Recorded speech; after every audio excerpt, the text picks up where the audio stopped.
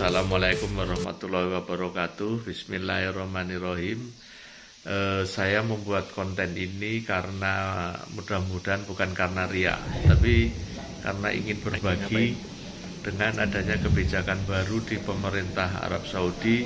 Jadi seperti diketahui bahwa pemerintah Arab Saudi sekarang membuat kebijakan untuk mempermudah ibadah umroh. Yang pertama itu visa transit. Jadi kalau kita bepergian ke Eropa atau ke negara lain transit di Arab Saudi menggunakan Saudi Arabian Airlines, itu kita mendapat 4 hari visa transit untuk umroh.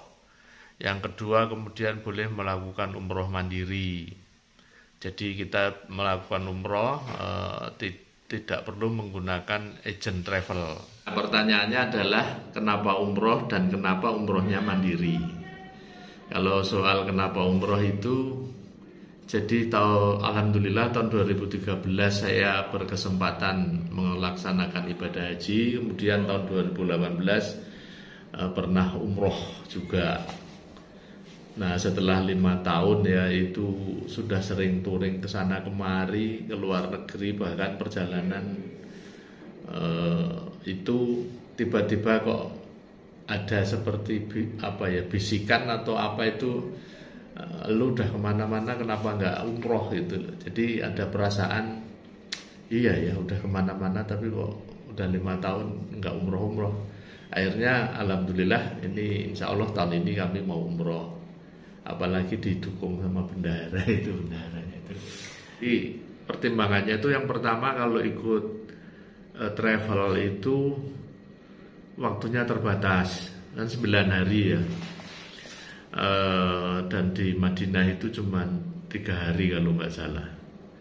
Nah kami pengen kalau bisa itu di Madinah itu bisa melaksanakan sholat arba'in. Jadi bisa melakukan sholat 40 kali berturut-turut, itu niat kami.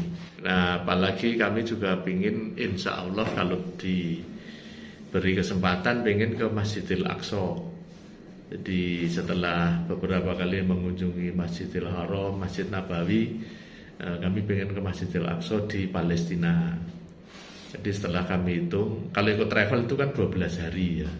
Kami hitung dengan perjalanan 12 hari lewat travel, kami melakukan perjalanan sendiri itu biayanya hampir mirip.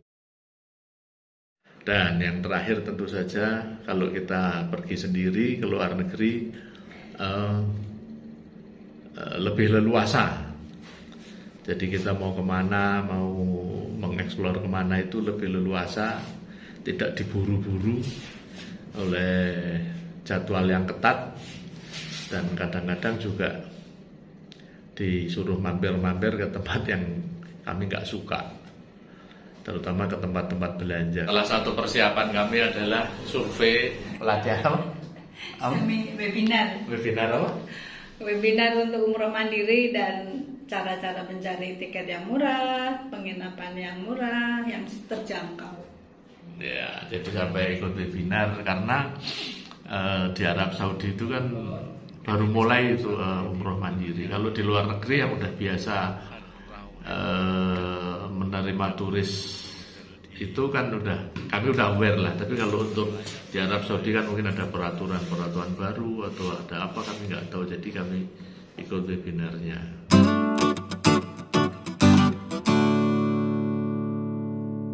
Soal paspor untuk masuk Arab Saudi itu harus 3 nama. Jadi kalau namanya cuma 1 seperti saya harus dulu paspor saya udah 3 nama waktu naik haji sama umroh tahun 2018.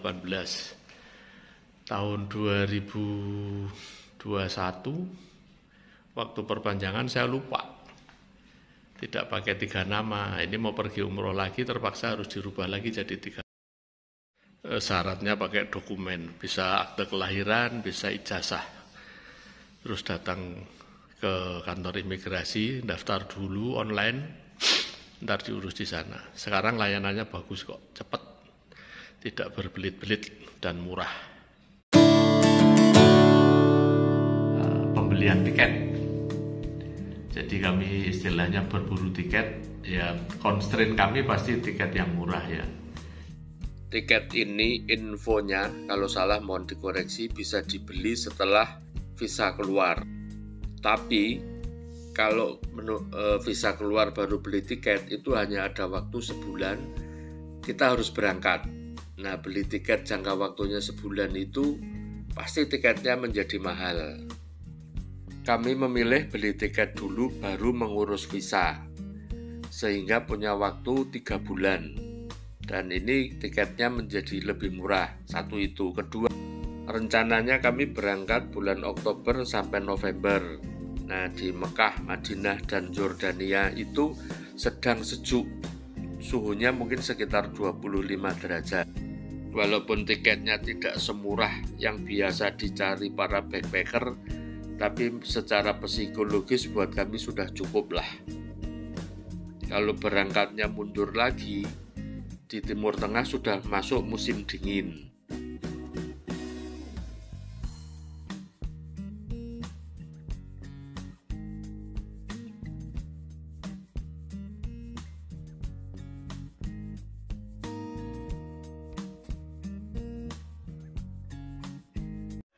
Singkat cerita, akhirnya kami mendapat tiket Etihad Jakarta Jeddah itu di 23 Oktober. Madinah ke Amman Yordania itu di 10 November. Dan tiket pulang dari Yordania ke Jakarta di 23.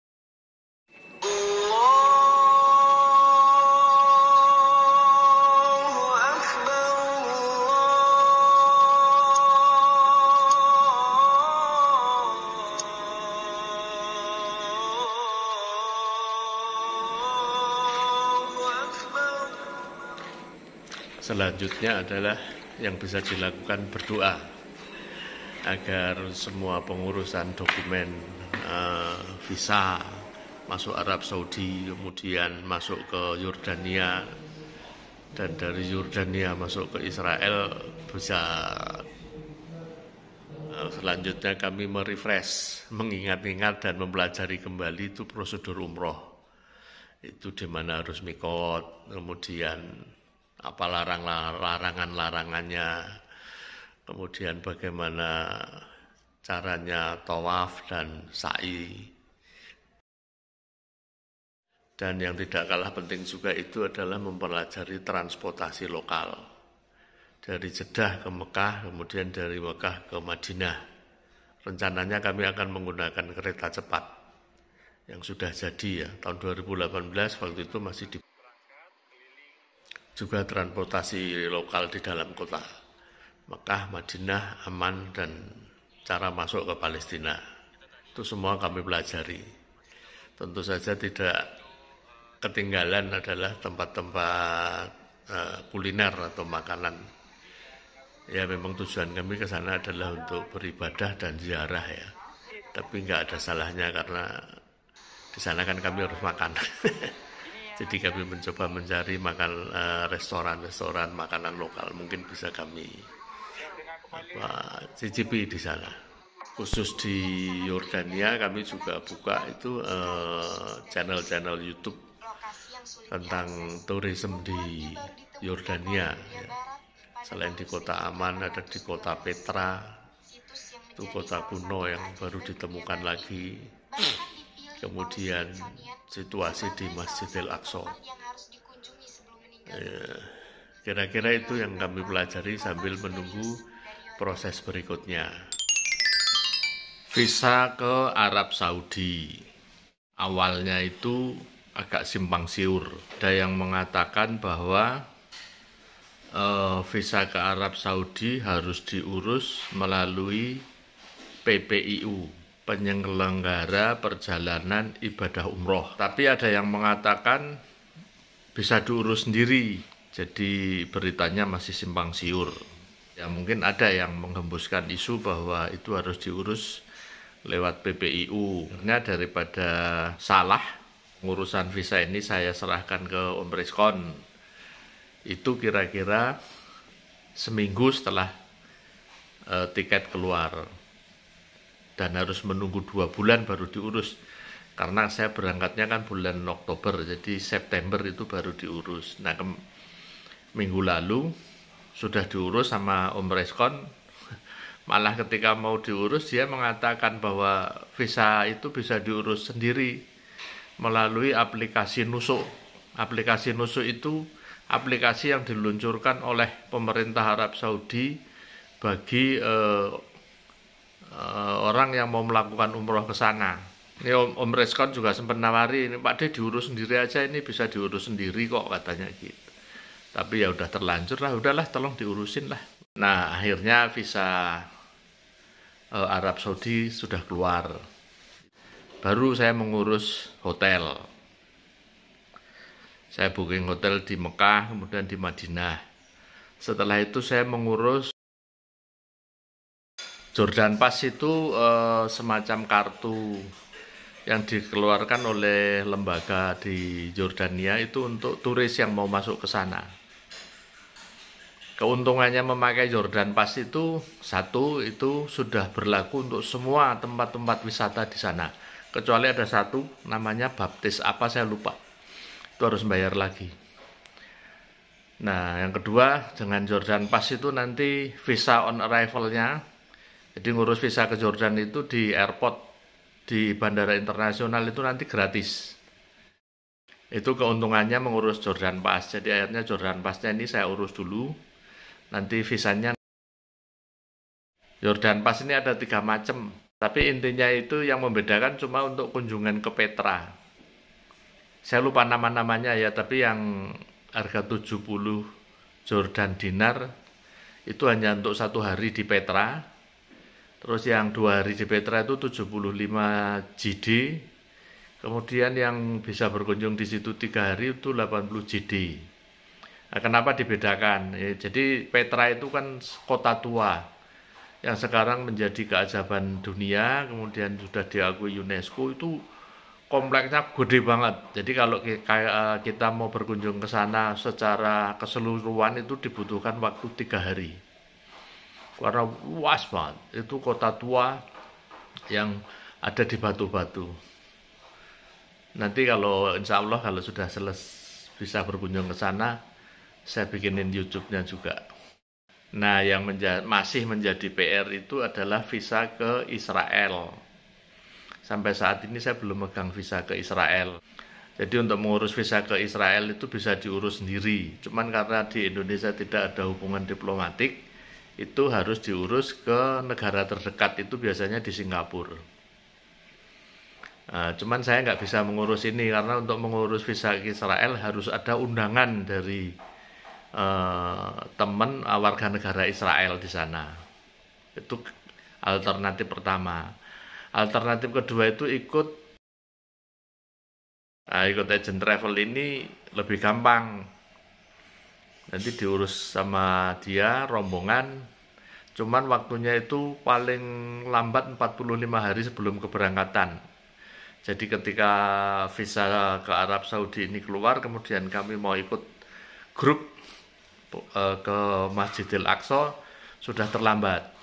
Nah, alternatif yang ketiga adalah ikut travel di Aman. Yang saya pakai sekarang adalah menghubungi beberapa teman. Kebetulan ada teman yang bekerja di Kementerian Luar Negeri, terus mencari koneksi ke Aman.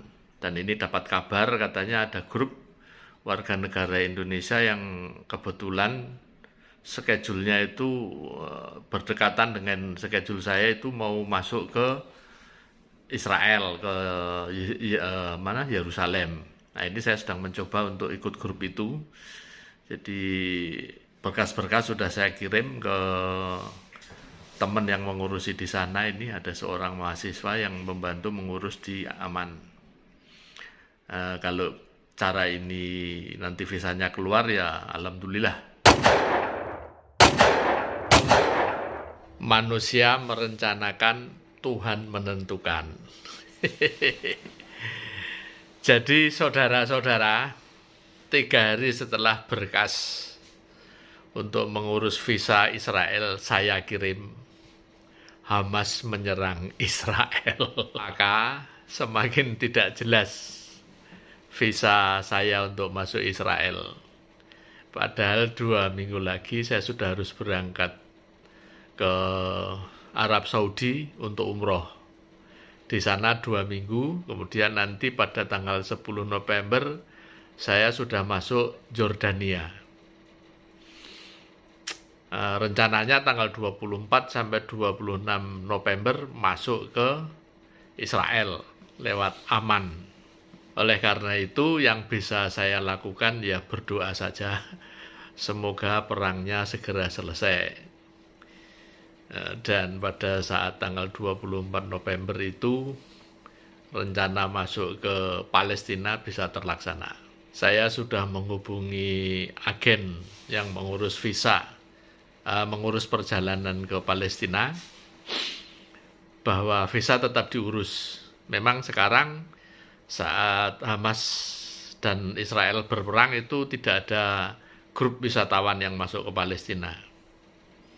Tapi visa tetap diurus dan mudah-mudahan nanti pada saat bulan November itu semuanya sudah mereda dan wisatawan boleh masuk lagi ke Palestina. Pokoknya semangat dan optimis.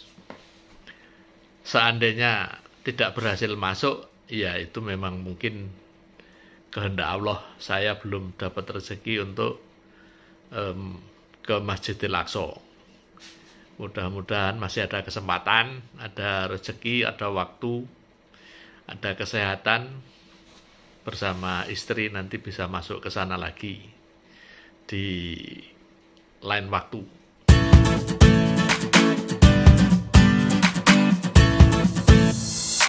Nah, pengalaman adalah guru yang paling baik, ya kan? Jadi berdasarkan pengalaman saya dalam mempersiapkan perjalanan ke 3 masjid, yaitu Masjidil Haram, Masjid Nabawi, dan Masjidil Aqsa, maka pelajaran yang bisa diperoleh perjalanan itu bisa kita laksanakan secara mandiri. Syaratnya itu untuk masuk ke Israel kita mempunyai teman di sana atau relasi di sana yang bersedia mengirim surat undangan. Ini dipakai untuk mengurus visa. Jika tidak mempunyai relasi di Israel, maka satu-satunya cara adalah bergabung bersama travel agent yang melayani perjalanan ke Masjidil Aqsa. Biasanya masuk dari Yordania, masuk Palestina, Masjidil Aqsa, baru kemudian keluar di Mesir. Atau sebaliknya, masuknya dari Mesir, kemudian keluar. Pertama harus diurus, itu adalah visa ke Israel, karena itu yang paling sulit, ribet, dan butuh waktu lama. Kalau normal itu dibutuhkan waktu 45 hari. Tapi saat ini lagi musim libur, dibutuhkan waktu 60 hari untuk mengurus visa Israel selesai, maka baru mengurus visa untuk masuk ke Arab Saudi. Jadi mungkin dari Mesir masuk ke Madinah atau dari Jordania masuk ke Madinah. Jadi beda dengan saya, kalau saya mengurus visa masuk ke Arab Saudi dulu, ternyata di belakangnya ribet. Mencocok-cocokkan schedule perjalanan dari travel agent ke Masjidil Haram susah. Tapi kalau kita mengurus dulu perjalanan ke Israel dulu, itu untuk mengatur perjalanan ke Arab Saudi itu lebih mudah.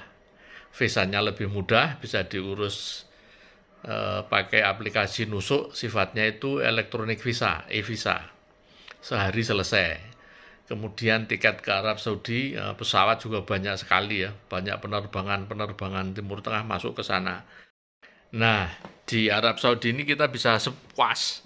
Artinya karena visanya kan berlaku 3 bulan. Jadi bisa kita sesuaikan dengan waktu kita masing-masing.